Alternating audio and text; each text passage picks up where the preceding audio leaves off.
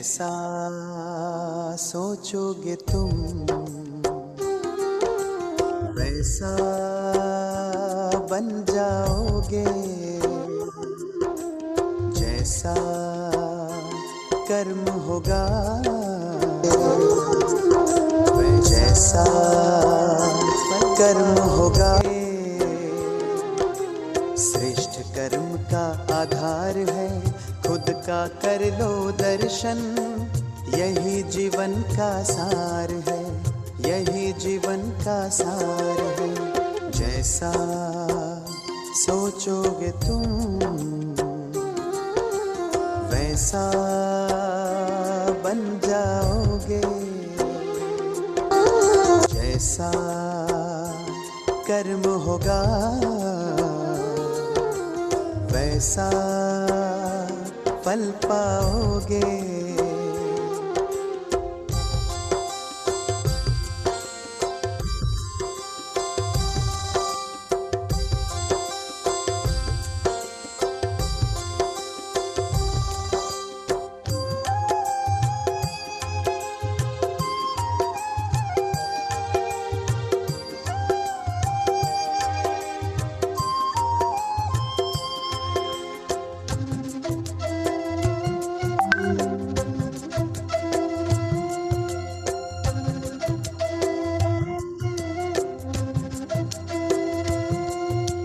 मन में हो शुभ संकल्प तो जीवन में फिर दुख कैसा, जब अंतर में शुभ भाव दिल में सुख सावन जैसा।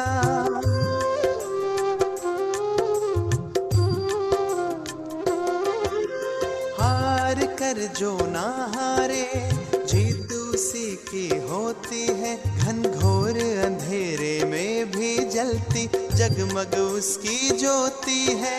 जैसा देखोगे तुम वैसा बन जाओगे, जैसा चाहोगे तुम वैसा बन जाओगे।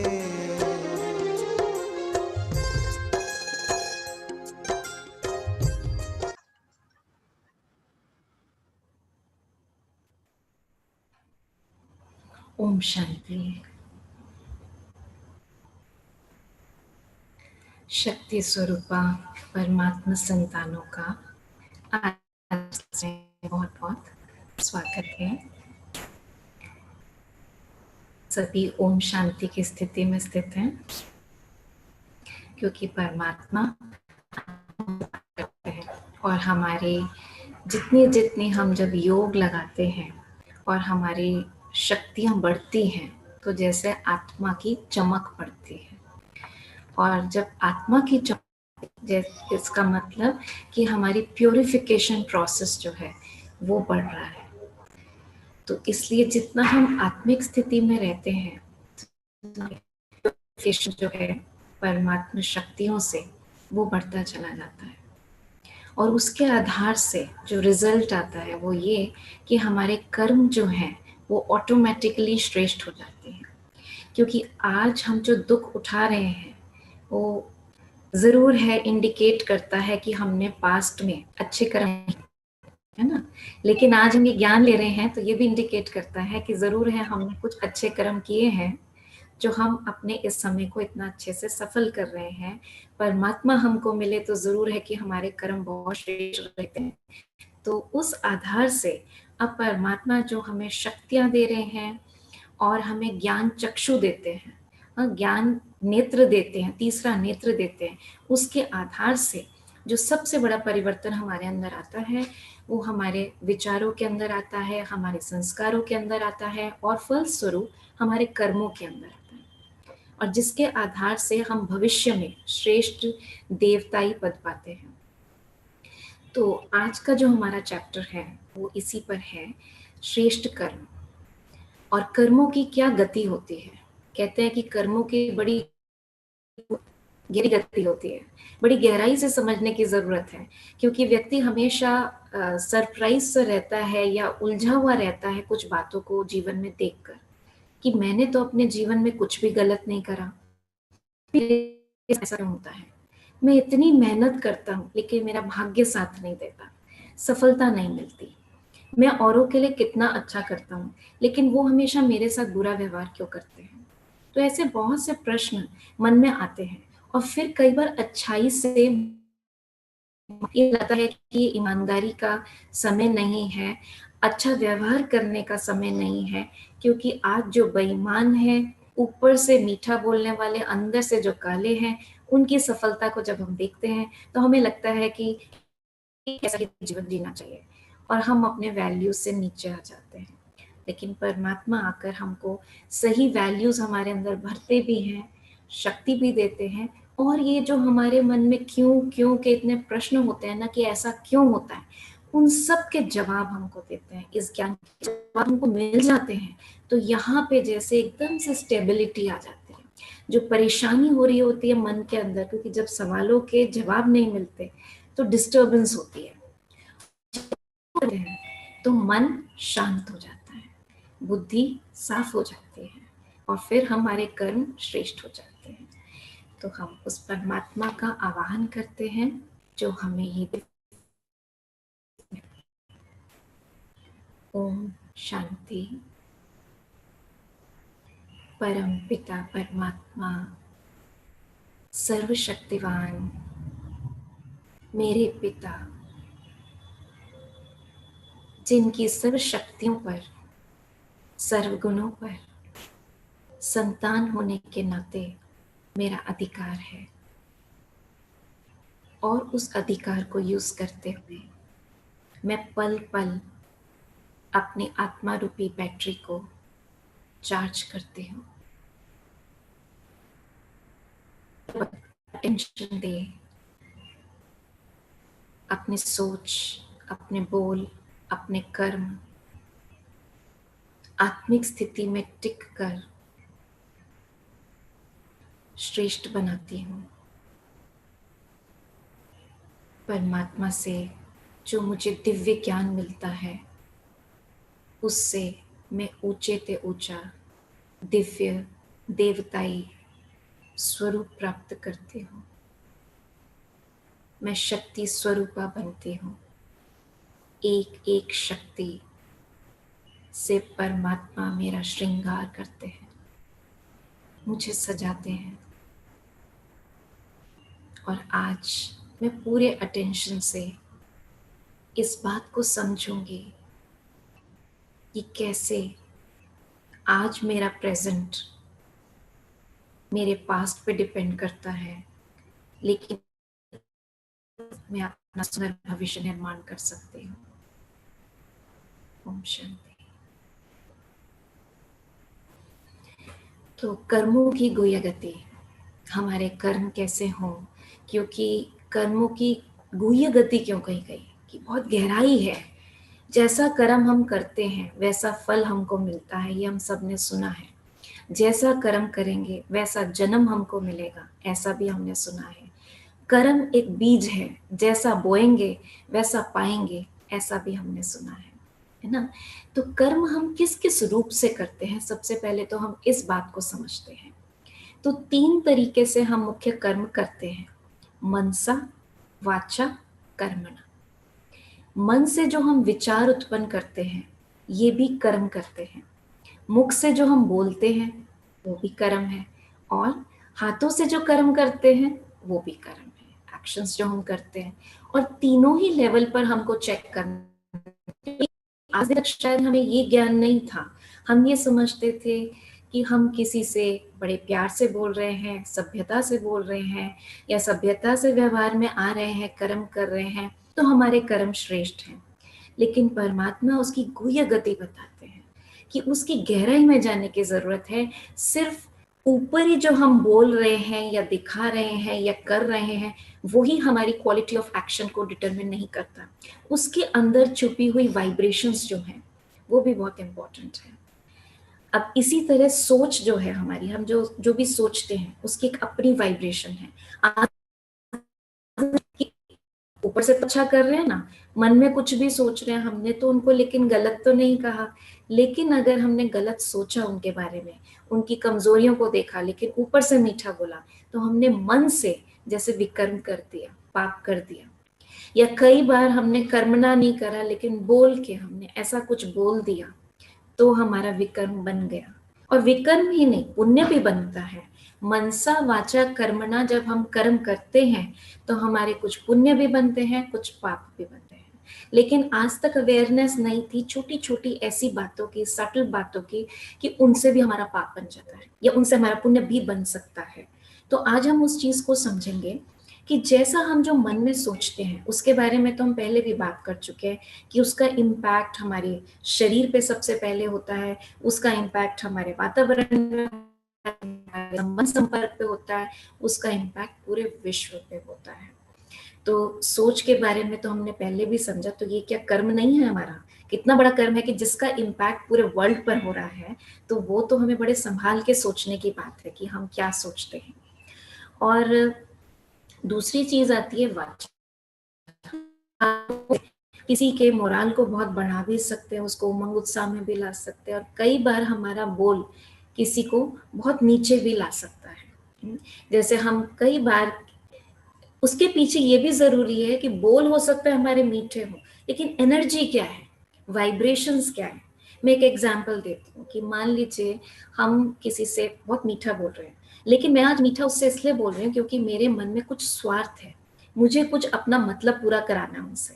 तो मेरी जो वाइब्रेशंस होंगी वो कैसी होंगी, है ना? वो लव की वाइब्रेशंस नहीं होंगी, वो स्वार्थ की वाइब्रेशंस होंगी। तो जैसी वाइब्रेशंस होंगी वैसी एनर्जी होगी मेरे बोल में, और उस हिसाब से ही मेरा कर्म बनता है। हो सकता है मैं मीठा इसलिए बोल रही हूँ क्योंकि मुझे कुछ छल करना है उनसे, है ना? मेरे मन में कुछ छल है, I want to deceive them, मैं उनसे कुछ मनी अर्न करना चाहती हूँ, लेकिन ऑल्दो मेरी जो चीज है वो क्वालिटी इतनी अच्छी नहीं है, लेकिन मुझे बेचनी है। तो मैं उनसे इतना मीठा मीठा बोल के उनको ऐसे ऐसे बताती हूँ कि ये बहुत अच्छी चीज है। अब मैं बोलने में तो बहुत अच्छा बोल रही हूँ, उनके काम की बात लग रही है बिल्कुल, लेकिन अंदर मेरी इंटेंशन क्या है? इंटेंशन यह बस किसी तरह खरीद ले, आज मेरा टारगेट पूरा हो जाए, तो धोखा देने की इंटेंशन है मेरी। तो मेरा कर्म कैसा बनेगा? अब आप कोई सोच सकता है भाई मेरा टारगेट था ना, मुझे पूरा करना था, तो मैंने तो अपना कर्म ठीक ही किया ना, मैंने कंपनी को प्रॉफिट कराया, लेकिन उसके पीछे मेरी, तो वो भी मेरा कर्म बन जाता है। इतना छोटी छोटी बातों को हमको ध्यान करना है कि पीछे हमारा मोटिव क्या है। उसके पीछे जैसे कहते हैं ना कि आप कोई ईमेल करते हैं, उसके साथ कोई अटैचमेंट भेजते हैं, तो इसी तरीके से ये हिडन अटैचमेंट्स हैं, एनर्जी अटैचमेंट्स हैं, जो हमारे बोल के साथ, हमारे कर्म के साथ जाती हैं। मुझे बात, इस बात की बड़ी इंपॉर्टेंस लगी। एक बार की बात है, आज से लगभग 7-8 साल पहले किसी स्कूल में हमारी वर्कशॉप हुई। तो वहां पर हमने जैसे ब्रह्मा कुमारीज में सीखा, बाबा हमेशा अपने बच्चों को बहुत अच्छे अच्छे टाइटल्स देते हैं कि तुम ऐसे बच्चे हो, तुम इतने अच्छे बच्चे हो, मीठे बच्चे हो, हाँ तुम स्वराज्य अधिकारी बच्चे हो, तुम विश्व राज्य अधिकारी बच्चे हो। तो बाबा हमेशा बहुत अच्छे अच्छे टाइटल्स से हमें सम्मान देते हैं, और हम इस दृष्टि से हमको देखते हैं। तो हमने जैसे वहां सीखा, तो हमने एक स्कूल में बच्चों की वर्कशॉप थी, तो हमने उनको भी इस तरीके से ही हर बच्चे को एक अलग टाइटल दिया। किसी को दिया you are very loveful being, किसी को दिया यू आर पैशनेट, हाँ किसी फुल ऑफ पैशन, किसी को दिया you are full of energy. अच्छे अच्छे टाइटल्स दिए। तो 4 साल बाद मेरा उस स्कूल में जाना हुआ, तो मैं किसी और काम से गई थी, लेकिन एक लड़की मेरे पास आई और उसने हमारे स्कूल में कब करेंगे? मैंने कहा अभी तो ऐसा कुछ प्रपोजल नहीं है करने का, लेकिन कुछ हुआ तो हम जरूर करेंगे। तो मैंने ऐसे ही पूछा, मैंने कहा have you benefited through that workshop?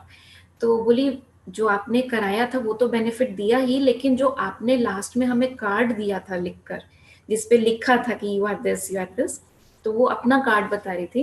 कहती है कि वो मैंने लेमिनेट करके अपनी टेबल पे रखा हुआ है। और वो बच्ची एक ऐसे घर से संबंध रखती थी जहाँ पर लड़कियों को इतनी इंपॉर्टेंस नहीं दी जाती थी, बेटों को ज्यादा इंपॉर्टेंस देते थे। तो उनको हमेशा अपने मन में बड़ा लो सेल्फ एस्टीम था कि हम लड़कियां तो कुछ कर नहीं सकती। इस टाइम वो प्रेजेंटली 12th क्लास में थी जब वो मेरे से मिली। तो उसने कहा कि आपने जब वर्कशॉप कराई थी और वो कार्ड दिया, मुझे उस दिन फीलिंग आई कि मैं क्या हूँ। जो मुझे कभी किसी ने नहीं बताया, और मैं अब हर पल रोज सुबह उठते प्रेयर की तरह मैं उसको रिपीट करती हूँ कि दुनिया में चाहे मुझे कोई कुछ नहीं समझता, लेकिन कोई एक है जो मुझे ये कहता है कि मैं ये हूँ। और उससे मुझे रियलाइज हुआ कि हमारी छोटी छोटी शब्दों का जो हमने, मुझे तो याद भी नहीं था ये सब चीजें, लेकिन इतने साल बाद भी और इतने सालों तक उस बच्ची को वो एम्पावर कर रहा है वो शब्द, तो रियलाइज हुआ कि हम जो बोलते हैं, चाहे उसकी एनर्जी नेगेटिव है या पॉजिटिव है, कितना बड़ा इम्पैक्ट डाल सकती है। तो आप सोचिए कि अगर यही वर्ड कई बार हम नेगेटिव भी ऐसा बोल देते हैं जो किसी के दिल को चुभ जाता है। मैं याद है मुझे, अभी मैं कुछ दिन पहले किसी से बात कर रही थी तो उन्होंने अपनी कोई पुरानी बात याद करके, उसने मुझे तब ये कहा एंड 40 years बैक वो तब की बात याद कर रहे थे। तो मैंने कहा आप छोड़ो ना, वो तो बहुत पुरानी बात हो गई, वो तो अब रहे भी नहीं और आप उसके बारे में आप इतना सोच रहे हैं। बोले नहीं, जो जैसे दूध फट जाता है ना, ऐसे मेरा दिल फट गया उनकी तरफ से। तो मतलब एक शब्द, एक बोली आपकी जो है किसी के लिए, आप सोचो उसकी कितनी नेगेटिव वाइब्रेशंस आपके पास आ रही हैं, और उसी की जगह कितनी दुआएं भी आ सकती हैं। तो हम कैसा शब्द बोलते हैं और दूसरी बात किस भावना से बोलते हैं, the underlying energy is very very important. तीसरी बात आती है कर्म। कर्म करके भी तो एक्शंस जो हम करते हैं डेफिनेटली उसका असर भी बहुत गहरा रहता है। अभी कुछ साल पहले मैं एक स्कूल में गई तो वहां पर एक टीचर मिली, मैथ्स एचओडी थी। तो ऐसे ही बस बात चली कि आजकल बच्चे मैथ्स से बहुत डरते हैं, ऐसा है ये है। तो बातचीत में उन्होंने कहा कि मुझे भी मैथ्स नहीं अच्छा लगता। I was very surprise. मैंने कहा आप मैथ्स एचओडी हैं और आप कह रहे हैं कि आपको मैथ्स नहीं अच्छा लगता, तो इसका क्या कारण है, तो आप बने कैसे मैथ्स एचओडी? तो उन्होंने कहा कि बस शायद डेस्टिनी में था, मैथ्स मेरा अच्छा था और बस उस सब्जेक्ट चॉइस में ऐसा हुआ कि मुझे मैथ्स ही लेना पड़ा और बन गई। स्कूल में आई, she was in early 30s। तो मैंने कहा आपको मैथ्स पसंद क्यों नहीं है? तो बोली मैं जब थर्ड में थी ना तो मैंने एक बार होमवर्क नहीं किया था, I was very regular in doing homework, उस दिन मैं किसी वजह से नहीं कर पाई थी, थप्पड़ लगा दिया और मेरी कॉपी फेंक दी। और उस दिन से लेके आज दिन तक मैं उस बात को भूली नहीं हूँ और मुझे मैथ्स अच्छा नहीं लगता।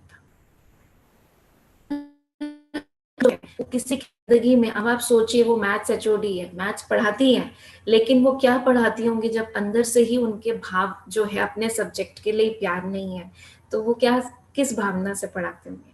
तो हमारी मन के सोचे हुए विचार, हमारे मुख से बोले हुए बोल और हमारे कर्म, चाहे छोटे हैं चाहे बड़े हैं, उनका इम्पैक्ट हम दूसरों पे बहुत गहरा देते हैं। और सिर्फ हमारे बोल या कर्म नहीं, उसके पीछे जो अंडरलाइन एनर्जी है, that plays a very important role. दिखने में हो सकता है हमारा कर्म अच्छा हो या बोल अच्छे हो, लेकिन अगर उसके पीछे भावना अच्छी नहीं है तो भी वो हमारे विकर्मों के, नेगेटिव कर्मों के खाते में जाता है। और जैसा हम जानते ही हैं कि जैसा कर्म करेंगे वैसा फल हम पाएंगे। तो हम कैसे होने चाहिए? कोई बुरा कर्म हम कर सकते हैं? नहीं ना। तो व्यक्ति को फ्रीडम है इस चीज की कि हम जब कर्म करते हैं तो हम अपनी इच्छा से कर्म करते हैं ना। तो कोई इसके लिए हमें बांध नहीं सकता, अपनी फ्रीडम है हमारी जब हम कर्म करते हैं। और दूसरी बात यह है, हमें चॉइस होती है जब भी हम कर्म करते हैं, चाहे हम सोच से करें, चाहे वाचा से करें, चाहे कर्मणा से करें, हमारे पास चॉइस होती है। और जो बुद्धिमान व्यक्ति होगा वो अपनी चॉइसेस को जरूर पहले चेक करेगा और उसके अंदर वो शक्ति भी होगी कि राइट चॉइस करेगा कि मुझे ये कर्म करना है, ऐसा सोचना है, ऐसा बोलना है, ऐसा करना है। राइट। तो चॉइस भी हमारी अपनी होती है, चूज भी हम ही करते हैं, कोई और चूज नहीं करता। और तीसरी बात यह है, हमारा उसके पीछे मोटिव क्या है, कर्मा के पीछे, उसके हिसाब से भी हमको फल मिलता है, जो हम अभी बात कर चुके हैं। और चौथी बात है, इग्नोरेंस इज नो एक्सक्यूज। कई बार हम कहते हैं कि कर्म मेरे से गलत हो गया लेकिन मुझे पता नहीं था ना, तो इसलिए भगवान मुझे माफ कर दे। तो भगवान तो हमेशा क्षमा देने के लिए है ही, लेकिन जो कर्म आपसे हुआ उसका फल तो आपको जरूर मिलेगा। तो हम ये नहीं कह सकते कि अनजाने में हमसे हो गया, लेकिन हाँ ये जरूर है, जो अनजाने में कर्म होता है और जो जानबूझ के कर्म होता है, दोनों के फल में जरूर फर्क होता है। लेकिन अगर गलती हो गई तो भुगतनी तो आपको पड़ेगी। अभी कुछ टाइम पहले क्या हुआ, एक यंग लड़की थी, गाड़ी चला रही थी, तो गाड़ी बैक कर रही थी, अब बैक नहीं किया, नहीं देखा, टायर के पीछे एक छोटा सा मजदूर का बच्चा था और उसने एकदम से बैक किया और वो नहीं रहा। तो ये इग्नोरेंस था, उसको तो नहीं पता था कि टायर के पीछे बच्चा है, लेकिन पाप कर्म तो हो ही गया ना। हाँ, ये जरूर है कि जानबूझ के जब हम करते हैं तो उसका फल और ज्यादा तेज मिलता है हमको और दूसरे रूप से मिलता है। लेकिन हम ये नहीं कह सकते कि कर्म किया लेकिन अनजाने में किया तो उसका फल नहीं मिलेगा, फल तो मिलेगा उसका। ठीक है, तो ये कुछ बातें हैं कि सबसे पहली बात, मैं जो कर्म करती हूँ वो मैं अपनी, कोई ये नहीं कह सकता उसके वजह से मैंने ये कर्म किया, ये मेरी फ्रीडम है। आप चॉइस करते हो उस चीज को, और अंडरलाइन जो एनर्जी होती है आपके कर्मा की, वैसा आपको रिजल्ट मिलता है। और चाहे आप जान के करो या अनजाने में करो, कर्म का फल जरूर मिलता है। और कर्म के फल के बारे में हम जानते भी हैं, न्यूटन्स लॉ हम सब ने सुना है कि न्यूटन्स लॉ क्या स्टेट करता है, to every action there is equal and opposite reaction. जैसा एक्शन होता है, जैसा कर्म होता है, उस उतनी ही इंटेंसिटी का लेकिन उससे ऑपोजिट हमको रिएक्शन मिलता है। ये बिल्कुल उसी तरह से है कि मान लीजिए मेरे हाथ में एक बॉल है और मैं सामने वाली दीवार पे तेज, जितने फोर्स से मैं दीवार पे मारूंगी उतने फोर्स से वो वापस आएगी, लेकिन ऑपोजिट डायरेक्शन में, क्योंकि मैंने यहां से भेजी, अब इस डायरेक्शन में वो वापस आएगी। यही लॉ ऑफ कर्मा भी है। हम जो कर्म करते हैं चाहे जाने में अनजाने में, अब अगेन डिपेंड करता है कि उसकी इंटेंसिटी क्या है।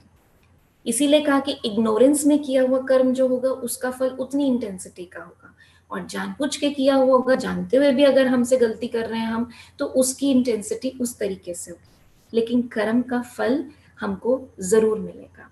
अब कई बार होता है कि कर्म का फल कब मिलेगा, क्या इसी जन्म में मिलेगा या अगले जन्म में मिलेगा या अगले 2-3 जन्मों तक मिलता रहता है। तो उसके अंदर भी कुछ बातें हैं जो हमें समझनी होगी, कि जैसे कर्म एक बीज की तरह है। हम बीज बोते हैं मान लीजिए, तो आज ही तो फल नहीं मिल जाता ना उसका, या कल ही तो फल नहीं मिल जाएगा, थोड़ा समय लगेगा। लेकिन किस बीज का कब फल मिलेगा depends on the bees. Seed के ऊपर डिपेंड करता है कि उसका फल कब निकलेगा। फॉर एग्जाम्पल, कोई किसान खेती करता है मिर्ची की, टमाटर की, तो उसको 3 महीने में फल मिल जाएगा। लेकिन अगर किसी ने अनाज बोया है, गेहूं बोया है, तो उसको 6 महीने में फल मिलेगा, है ना। लेकिन मान लीजिए किसी ने सेब का फल बोया है, बीज बोया है, या आम का बीज बोया है, तो उसको 2-3 साल में फल मिलेगा। और हो सकता है किसी ने नारियल का बीज बोया है, तो उसको 10 साल भी लग सकते हैं उसका फल मिलने में। तो डिपेंड्स कि बीज कैसा है, उसके हिसाब से उसका फल। और कई ऐसे भी होते हैं पौधे जिनका फल एक बार मिलता है और फिर वो पेरिश हो जाते हैं, जैसे अनाज है ना। एक बार आपने फसल काटी, अब दोबारा बीज बोना पड़ेगा। कुछ बीज ऐसे होते हैं, जैसे आपने आम का पेड़ लगा दिया, हर साल फल देता है। कुछ बीज ऐसे होते हैं जो 2-3 साल में एक बार फल देते हैं। तो जैसा हमारा कर्म होता है उसके हिसाब से हमको फल मिलता है। तो मतलब अगर आज जो मैं कर्म कर रही हूँ उसका फल मुझे इस जन्म में भी मिल सकता है, अगले जन्म में भी मिल सकता है, अगले 4-5 जन्म के बाद भी मिल सकता है, और 20-25 जन्म के बाद भी मिल सकता है। लेकिन जितनी जल्दी हमको फल मिलता है उतना उसको लेने की शक्ति मनुष्य में, आत्मा में होती है। हाथ के हाथ हमको मिल जाता है या अगले जन्म तक मिल जाता है, तो उसको सहन करने की, उसका जो रिजल्ट होता है, चाहे बुरा कर्म है, उसका जो रिजल्ट मिलता है उसको सहन करने की शक्ति हमारे अंदर, या फेस करने की शक्ति ज्यादा होती है। ये बिल्कुल उसी तरह कि मान लीजिए आपने उधार लिया, अब जितना उधार लिया अगर जल्दी से चुका दिया तो अच्छी फीलिंग आती है और आपका ब्याज कम लगता है। लेकिन अगर आप बहुत सालों तक उस उधार को कैरी फॉरवर्ड करते हो तो उसका क्या है, ब्याज बढ़ता चला जाता है, उधार की चिंता जो होती है वो लगी रहती है, तो आप एंजॉय नहीं कर पाते, है ना। शक्ति भी कम होती जाती है कि इतना उधार है, इतना उधार है। तो उसी तरीके से कर्म क्या है, बीज की तरह है। उसका आपको कब मिलेगा, कितनी बार मिलेगा, वो इंटेंसिटी पे डिपेंड करता है, अच्छे कर्म का भी और बुरे कर्म का भी। और फिर उसके अंदर ये बात भी आती है कि कई बार एक बीज बोया हमने, मान लीजिए सेब का बीज बोया, अब हमें कई फल मिले। अब उसके अंदर एक सेब भी हमने जो खाया उसके अंदर भी कई बीज थे, उससे भी हम कई फल, कई बीज और लगा सकते हैं। तो इट डिपेंड्स ऑन अस। मान लीजिए हम कोई श्रेष्ठ कर्म करते हैं, तो उसका फल हमें मल्टीपल चीजें मिलती हैं। कर्म कर्म पे डिपेंड करता है किसका मल्टीपल मिलेगा, किसका एक मिलेगा, तो मल्टीपल फल हमको मिलता है। अब हम पे डिपेंड करता है कि हम फिर उस श्रेष्ठ कर्म से और कर्म हम मल्टीप्लाई कर देते हैं, या बस उसकी प्रारब्ध को, जो उसका हमको रिजल्ट मिलता है, उसको स्वीकार करके हम उसको वहीं एंड कर देते हैं कि एक है सेब खा लिया, एक है कि सेब खा के उसके बीज फिर और बो दिए और पेड़ निकल गए। तो इस तरीके से हम मल्टीप्लाई भी करते चले जाते हैं, चाहे वो श्रेष्ठ कर्म की बात हो या विकर्म की भी बात हो। पाप कर्म भी हम ऐसे करते, कई बार मल्टीप्लाई होते चले जाते हैं, और कई बार हम सोचते हैं हमने छोटा सा ही तो एक बुरा कर्म किया, लेकिन उसका इम्पैक्ट कई बातों पर आता है। फॉर एग्जाम्पल, मान लीजिए आज आप सुबह आधा घंटा लेट उठे, और आपको रोज का घर का काम भी करना होता है, उसके बाद ऑफिस जाना होता है, हाँ टाइम पे सारे काम करने होते हैं, लेकिन आज आप आधा घंटा लेट हो गए। अब आधा घंटा लेट हुए तो डेफिनेटली अब आपको काम जल्दी करना पड़ेगा। काम जल्दी करेंगे तो हो सकता है कुछ काम गड़बड़ हो, कोई काम भूल जाए, और क्योंकि आप लेट उठे हैं तो घर वालों का भी सबका काम लेट हो जाएगा, नाश्ता टाइम पे नहीं बनेगा, बच्चे तैयार टाइम पे नहीं होंगे, क्योंकि बहुत सारी चीजें आप पर डिपेंडेंट है। अब मान लीजिए बच्चे की बस मिस हो गई, अब आप उसको गाड़ी में पहले छोड़ने भी जाते हैं, क्योंकि लेट हो रहे हैं, फिर आप हो जाती है, फिर ट्रैफिक पुलिसमैन आपको रोक लेता है। तो ट्रैफिक पुलिसमैन रोकता है तो आप सोचते हैं कि अरे सुबह सुबह इतना नुकसान हो जाएगा, पहले ही दिन की शुरुआत ऐसी हुई है, तो आप क्या सोचते हैं कि चलो ऐसा करते हैं, इसको 100 रुपए 200 रुपए कुछ देकर देखते हैं, आप उसको वो दे देते हैं, आगे बढ़ते हैं। अब हम अपनी तरफ से सोचते हैं कि एक बस हमने काम गड़बड़ किया, आज सुबह आधा घंटा लेट उठे, लेकिन हमने सिर्फ एक काम नहीं गलत किया, एक कर्म गलत नहीं करा, उसके पीछे बहुत सारे कर्म गलत हो गए। क्या जो आपके घर वालों के संकल्प चले होंगे, उनके जो थॉट्स चले होंगे, उनके मन में डिस्टर्बेंस आएगी, अरे लेट हो रहा है, काम नहीं हुआ, ये नहीं हुआ, ये चीज रह गई, नाश्ता नहीं बना, तो ये जितना भी थॉट प्रोसेस उन सब का चला, तो वो भी कर्म बिगड़ गए। उसके अलावा जो आपने जल्दी जल्दी में गाड़ी स्पीड तेज करी, वो कर्म खराब किया, फिर आपने रिश्वत दी पुलिस वाले को, वो कर्म खराब किया, खुद का भी कर्म खराब किया, उसका कर्म भी खराब किया, है ना। फिर ऑफिस के लिए लेट हुए, फिर और लोग भी जब आपको ऐसा करते हुए देखते हैं तो क्या होता है, तो उनके भी, उनको वो भी आपसे कुछ गलत शिक्षा भी ले सकते हैं, वो भी देखो इतना लेट उठते हैं, हम लेट उठ गए तो क्या हो गया। तो कितना मतलब उसका इम्पैक्ट जो है वो कितनी चीजों पे जाता है। तो इसलिए एक एक कर्म पर बहुत ध्यान देने की जरूरत है। एक कर्म कई बार बहुत सारे कर्मों को इन्फ्लुएंस करता है, और हम ये भी कहते हैं कि जैसा बीज वैसा फल, तो क्वालिटी बीज की जैसी होगी वैसा हमको फल मिलेगा। इसीलिए सेब का बीज अगर बोया है तो सेब का ही फल मिलेगा ना। कई बार इसीलिए कहते हैं कि बोए बीज बबूल के तो आम कहाँ से खाएं। जब हमने कांटेदार पेड़ का बीज बोया है तो हमको फल कहाँ से मिलेगा।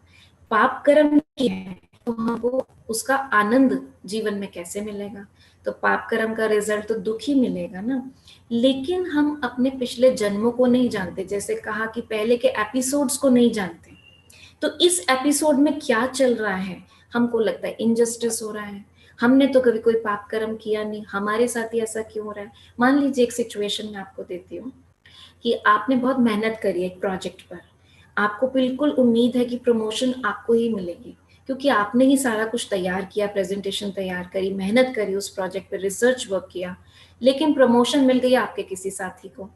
तो मन में तकलीफ होती है, दुख होता है कि देखो सारा काम मैंने किया, जरूर उसने कोई चापलूसी करी होगी, जरूर उसने कुछ अपनी पहुंच दिखाई होगी, जो उसको, या सर ने उसको क्यों फेवर किया, बॉस ने उसको क्यों फेवर किया, मेरा तो भाग्य ही ऐसा है। फिर हमारे अंदर जेलसी, गुस्सा, इरिटेशन, ये सारी भावनाएं आने लगती हैं, उसमें हम अपने कर्म और खराब करने लगते हैं, अपने ऑफिस वालों के प्रति भी, घर वालों के प्रति भी, क्योंकि मेहनत कर रहे हैं लेकिन घर में जो हम चाह रहे थे वो सुख नहीं लेकर आ पा रहे, वो साधन नहीं लेकर आ पा रहे। तो इन सब चीजों का इम्पैक्ट क्या होता है, हमारा मेहनत से विश्वास उठने लगता है, हम जेलसी करने लगते हैं, अपने भाग्य को कोसने लगते हैं, तो अपने प्रति, दूसरों के प्रति विचार हमारे खराब होते हैं, तो अगेन उसका रिजल्ट और हमारे कर्म जो है खराब होते जाते हैं। लेकिन आध्यात्मिक ज्ञान हमको, स्पिरिचुअल नॉलेज हमको ये शिक्षा देती है कि अगर आज आपके साथ ऐसा हुआ है कि मेहनत आपने करी लेकिन फल किसी और को मिल रहा है, तो जरूर है कि पिछले एपिसोड्स में, मतलब पिछले जन्मों में, कि इसी आत्मा का हो सकता है ये इसको प्रमोशन मिलने वाली हो, इसकी कोई तरक्की होने वाली हो, उसमें आपने बाधा खड़ी करी होगी। कर्मों का हिसाब किताब बहुत, जिसे कहते हैं, एक्यूरेट है, इतना सा भी ऊपर नीचे नहीं हो सकता। हाँ, क्योंकि आत्मा में रिकॉर्डिंग होती है, कर्मों की रिकॉर्डिंग आत्मा के अंदर होती है। तो इसलिए किसी को हिसाब किताब रखना नहीं होता आपके कर्मों का। कोई ऐसा नहीं है कि चित्रगुप्त जो होता है वो हिसाब किताब रखता है, आप सबकी फाइल्स मेंटेन करता है, कितने पाप करे कितने पुण्य करे, जैसे हम कथाओं में सुनते हैं। चित्रगुप्त का क्या मतलब है कि गुप्त में आत्मा पर चित्र बनते चले जाते हैं, रिकॉर्डिंग होती चली जाती है, जैसा कर्म हम करते हैं शुरू से लेकर सतयुग से लेकर एंड कलयुग तक हम जो कर्म करते हैं उसकी रिकॉर्डिंग यहाँ हो रही होती है। उस रिकॉर्डिंग के आधार पे ऑटोमेटिक प्रोसेस होता है कि हमें रिजल्ट मिलता है। इसलिए थोड़ा सा भी इधर या उधर नहीं हो सकता, कोई पार्शियलिटी नहीं हो सकती, कोई यहाँ रेफरेंस नहीं चल सकता। तो जो आज हमारे साथ हो रहा है, चाहे अन्याय ही हो रहा है, चाहे बिना मतलब कोई हमारे साथ गलत व्यवहार कर रहा है, कितनी बार ऐसा भी आपके साथ कभी अनुभव हो सकता है, आप सड़क पे जा रहे हैं और अचानक से कोई बात होती है, सामने वाला गाड़ी ठोक देता है। अब आप उसको जानते नहीं, लेकिन वो आपकी गाड़ी क्यों ठोकता है, वो चला रहा होता है लेकिन आपके सिर पे चढ़ जाता है। फिर कुछ हाथापाई भी हो जाती है, या झगड़ा हो जाता है, या कुछ हो जाता है और बातें हो जाती हैं, और आप कहते हैं पता नहीं बिना मतलब आके गाड़ी ठोक दी, और बिना मतलब आके इतना उल्टा सीधा बोलने लगा, ना जान ना पहचान। और कई बार केवल गाड़ी ठोकने की बात नहीं, बिना मतलब ये आर्ग्यूमेंट किसी अनजान से हो जाता है, और हम सोचते हैं कि पता नहीं क्या हुआ उसके साथ, तो मेरा कोई लेन देन नहीं, मैं जानता नहीं। इस जन्म में आप पहली बार मिले उससे, लेकिन पिछले जन्म का कुछ लेन देन था।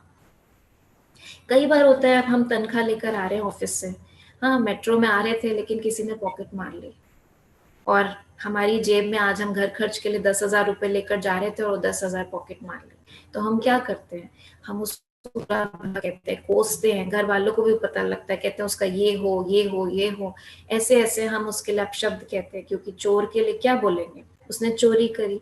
लेकिन कुछ भी जो इस ड्रामा में होता है, हमारे साथ जो कुछ भी हो रहा है, कुछ भी अयथार्थ नहीं होता, सब कुछ ठीक होता है, सब कुछ ठीक होता है। एक एग्जाम्पल बताती हूँ, मान लीजिए आज मैं आपसे कहती हूँ कि मुझे ना 5,000 रुपए की जरूरत है, तो आप मुझे पे विश्वास करते हैं, तो आप मुझे 5,000 रुपए दे देते हैं, और इस विश्वास पे कि मैं आपसे प्रॉमिस करती हूँ मैं आपको कल दे दूंगी।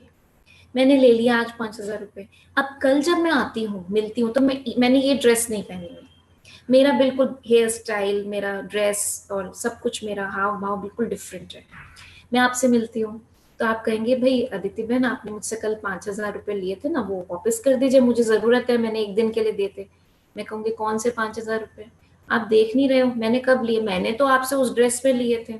आप कहोगे ड्रेस बदलने से क्या होता है, आपको रुपए तो देने पड़ेंगे ना, मैंने आपको दिए थे, मैंने आपकी ड्रेस को नहीं दिए थे, मैंने आपको दिए थे।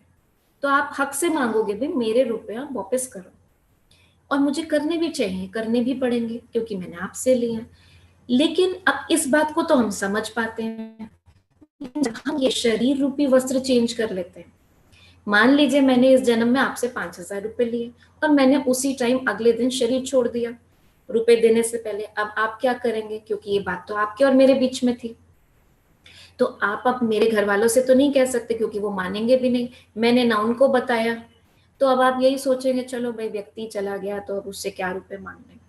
अब थोड़े टाइम बाद आप भी शरीर छोड़ देते हैं, आपका दूसरा जन्म होता है, मेरा भी दूसरा जन्म होता है। अब किसी जन्म में, हो सकता है इस जन्म में या आगे के जन्म में, अगर किसी वजह से कोई भी कारण आपका बनता है और कुछ ऐसा काम होता है कि मेरी पॉकेट मारी जाती है, मेरे पॉकेट से 5,000 रुपए चोरी हो जाते हैं, हाँ अब ये क्या था, अगर वो आप लेते हो तो ये क्या था, ये कोई पुराना हिसाब किताब था, मुझे आपके वापस करने थे, उस ड्रेस में नहीं कर पाए तो इस ड्रेस में करें।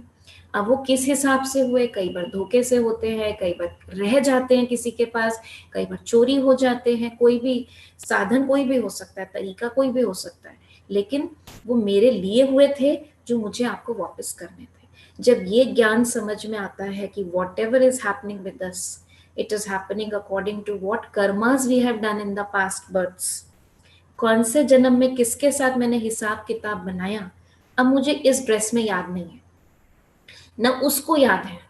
इसीलिए कई बार हम कहते हैं, पहली बार ही मिले थे, पता नहीं ऐसा लगा जैसे उनको हमसे बड़ी परेशानी सी है।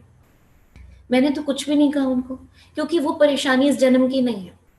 कुछ मेमोरीज हैं, वाइब्रेशंस हैं, वो वाइब्रेशंस आत्मा ने ली हुई हैं, तो जैसे ही वो आपको देखता है वो वाइब्रेशंस आ जाती हैं।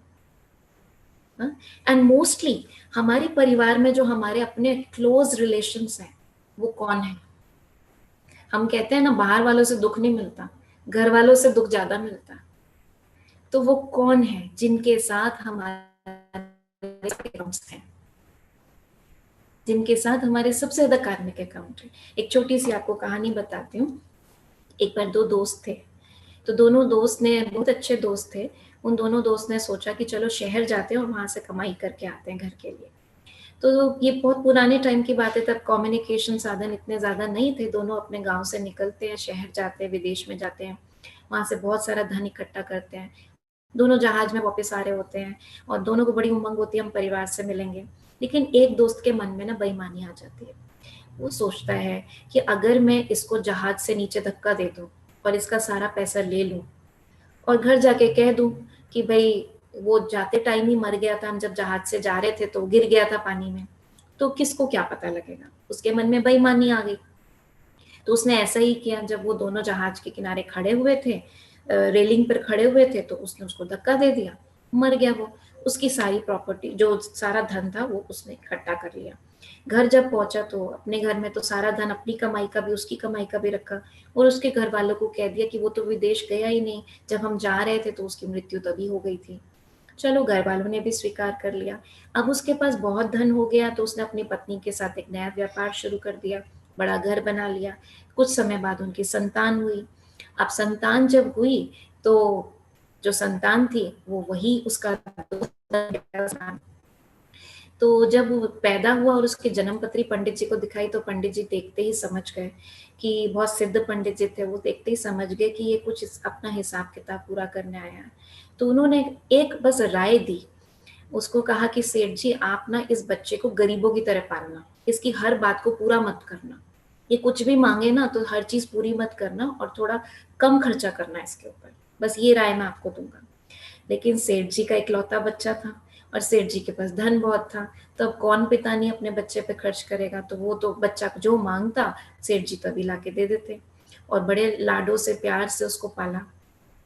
एक दिन अचानक जब वो बच्चा 20 साल का था, तो उस बच्चे की मृत्यु हो गई। अब जब मृत्यु हो गई तो सेठ सेठानी का बहुत बुरा हाल हुआ, बहुत दुख हुआ। तो फिर कुछ समय बाद वो पंडित जी फिर आए उनके घर में।